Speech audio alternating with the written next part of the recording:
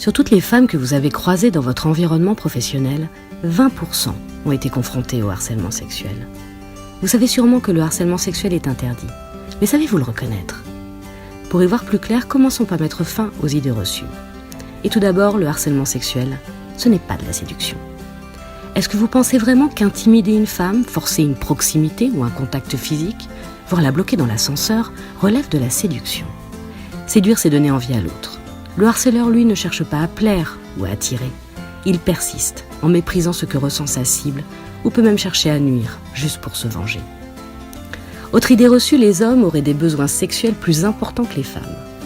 Les femmes n'ont pas à accepter des propos et sollicitations sexuelles répétées sous prétexte que certains hommes ne sauraient pas contrôler leurs pulsions sexuelles.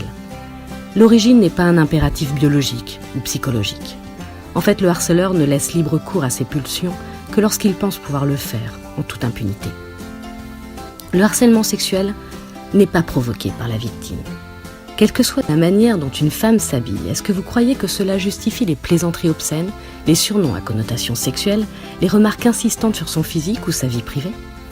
Le harceleur et ses complices trouveront toujours des excuses, mais aucune personne saine ne refuserait le droit à une femme de dire non, quelle que soit cette tenue.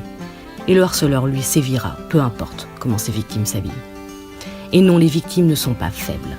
La possibilité ou la volonté de dire non n'empêche pas le harcèlement. C'est en fait le harceleur qui va abuser d'une situation physique, sociale ou professionnelle pour répéter des sollicitations ou exercer une pression. Qu'il s'agisse de propos ou comportements à connotation sexuelle non désirés et répétés, ou de pressions graves exercées dans le but d'obtenir un acte de nature sexuelle, le harceleur cherche avant tout à assouvir une pulsion sexuelle d'une manière illégitime et malsaine.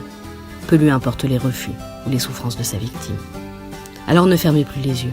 Ne subissez plus en pensant que c'est normal, que vous ne pouvez rien faire, que c'est de votre faute. Car les choses sont en train de changer.